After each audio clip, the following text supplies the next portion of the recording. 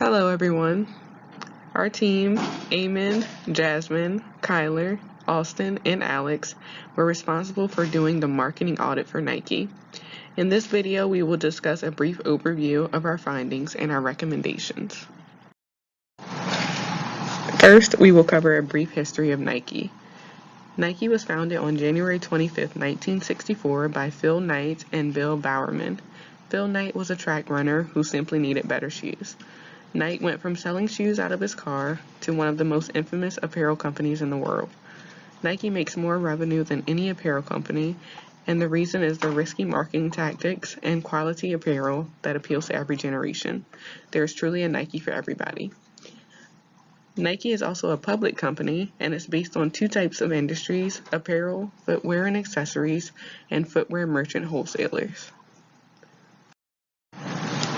Nike's mission statement is to bring inspiration and innovation to every athlete in the world. And if you have a body, you're an athlete. Next, we will discuss the environment in which Nike operates. First, we'll discuss customer trends. Nike's target consumers are 14 to 20-year-old male sneakerheads, weekend runners, style shoppers, and numerous other groups of millennials and Gen Zs. Next, we'll discuss the economic trends. Current unemployment is at a low of 3.6%. The labor force participation percentage is 62.8%. The median household income is $63,688, which is the inflation-adjusted highest rate of the 21st century.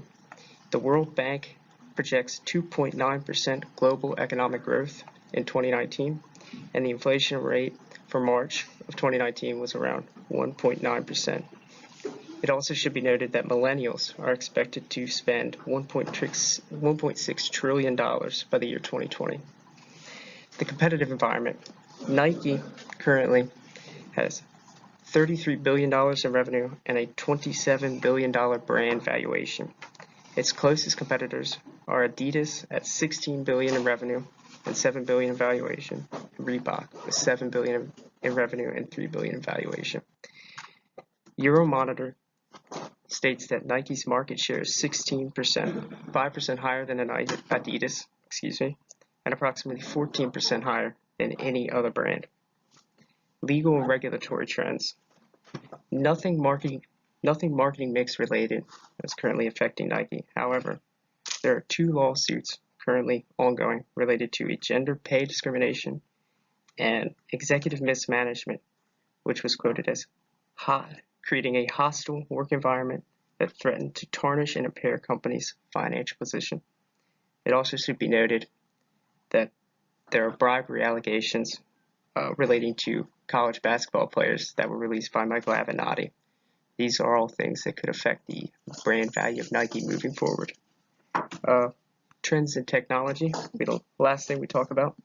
We see self-lacing shoes as well as new apps such as Nike Run Club and Nike sneakers. Next, we'll discuss marketing strategy. For segmentation, 2/3 of Nike's customers are under 35 years old.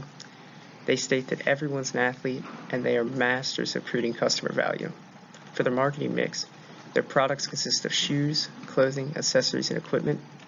Price, luxury to upscale, healthy mix of high-low pricing. Their current highest price men's shoe is $350, and the lowest was $23.97.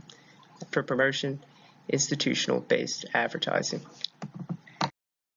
Next, we have some opportunities and threats. An opportunity would be brand awareness because Nike is so well known everywhere, and also we have that it operates in over 100 countries, so it is well known in all these countries. And then the threats includes dilution of brand image and brand expansion. Yeah, that's about good. Next, we'll look at Nike's SWOT analysis, and we have some strengths and weaknesses listed here.